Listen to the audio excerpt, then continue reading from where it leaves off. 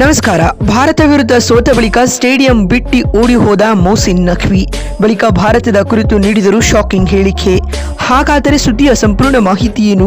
ಅಷ್ಟಕ್ಕೂ ಪಾಕ್ ವಿರುದ್ಧ ಭಾರತ T20 ವಿಶ್ವಕಪ್ ಪಂದ್ಯ ಗೆದ್ದ ಬಳಿಕ ಮೊಹ್ಸಿನ್ ನಖ್ವಿ ಹೇಳಿದ್ದೇನು ಗೊತ್ತಾ? ಹೀಗಿದ್ದರೆಲ್ಲದರ ಬಗ್ಗೆ ಈ ವಿಡಿಯೋದಲ್ಲಿ ಕಂಪ್ಲೀಟ್ ಆಗಿ ತಿಳಿಸ್ಕೊಡ್ತಾ ಹೋಗ್ತೀನಿ, ಹಾಗಾಗಿ ಕೊನೆವರೆಗೂ ನೋಡಿ.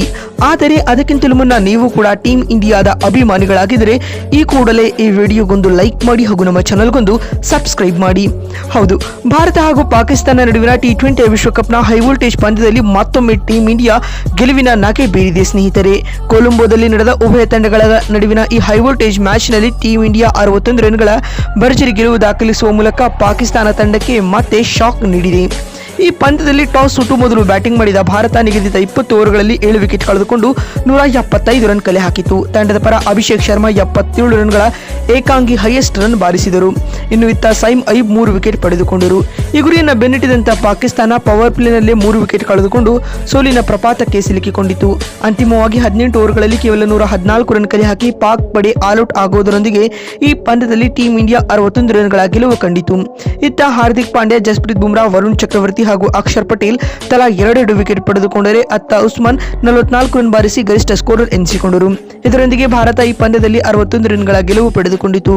ಭಾರತ ಈ ಪಂದ್ಯ ಗೆಲ್ಲುತ್ತಿದ್ದಂತೆ ಅತ್ತ PCBಯ ಅಧ್ಯಕ್ಷ ಮೊಹ್ಸಿನ್ ನಖ್ವಿ ನಡು ಮೈದಾನದಿಂದಲೇ ಸ್ಟೇಡಿಯಂ ತೊರೆದು ಓಡಿ ಹೋಗಿದ್ದಾರೆ ಸ್ನೇಹಿತರೆ. ಸದ್ಯ ಸಾಮಾಜಿಕ ಜಾಲತಾಣದಲ್ಲಿ ಈ ವಿಡಿಯೋ ವೈರಲ್ ಆಗುತ್ತಿದ್ದು ಅಭಿಮಾನಿಗಳು ಈತನಿಗೆ ಕ್ಷಿಮಾರಿ ಹಾಕುತ್ತಿದ್ದಾರೆ ಸ್ನೇಹಿತರೆ. ಇನ್ನು ಭಾರತ ಈ ಪಂದ್ಯ ಗೆದ್ದ ಬಳಿಕ ಮಾತನಾಡಿದ ಮೊಹ್ಸಿನ್ ನಖ್ವಿ ಟ್ವೀಟ್ ನಲ್ಲಿ ಈ ರೀತಿಯಾಗಿ ಬರೆದುಕೊಂಡಿದ್ದ: ಭಾರತ ಇಂದು ಕ್ವಾಲಿಟಿ ಪ್ರದರ್ಶನವನ್ನ ನೀಡಿ ಪಂದ್ಯವನ್ನ ಗೆದ್ದುಕೊಂಡಿದೆ. ಮೊದಲನೆಯದಾಗಿ ಅವರಿಗೆ ಕಂಗ್ರಾಚುಲೇಟ್ ಹೇಳುತ್ತೀನಿ. ಆದ್ಯಾಗೂ ನಮ್ಮ ತಂಡದ ಆಟ ಇಂದು ನಿರಾಸೆ ತರಿಸಿದೆ. ನಮ್ಮ ತಂಡ ಇಂದು ಗೆಲುವಿನ ಇಂಟೆಂಟ್ ಇಟ್ಟುಕೊಂಡು ಕಣಕ್ಕಿಳಿಯದೇ ಇರಲಿಲ್ಲ. ಯಾವೊಬ್ಬ ಆಟಗಾರನಲ್ಲಿಯೂ ಕೂಡ ಆ ಸ್ಫೂರ್ತಿ ಕಾಣಿಸಿರಲಿಲ್ಲ.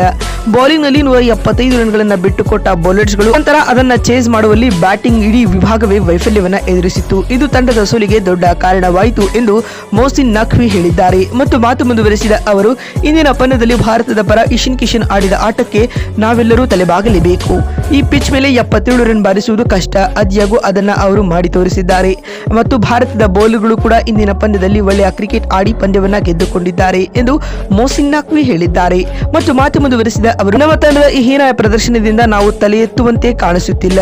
ನಮ್ಮ ತಂಡ ಇದೇ ರೀತಿ ಪ್ರದರ್ಶನವನ್ನ ನೀಡಿದರೆ ನಾವು ನಮ್ಮ ದೇಶದಲ್ಲಿ ಕ್ರಿಕೆಟ್ ಬ್ಯಾನ್ ಮಾಡಬೇಕಾಗುತ್ತೆ.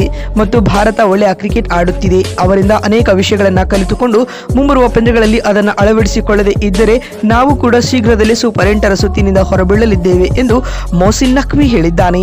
ಮತ್ತು ಮಾತು ಮುಂದುವರೆಸಿದ ಅವರು, ಅದ್ಯಾಗೂ ಮತ್ತೊಮ್ಮೆ ಭಾರತಕ್ಕೆ ಕಂಗ್ರಾಚುಲೇಟ್ ಎಂದು ಹೇಳುವ ಮೂಲಕ ಸೆಲ್ಯೂಟ್ ಮಾಡುವ ಸ್ಟೇಟ್ಮೆಂಟ್ ಮಾಡಿದ್ದಾನೆ.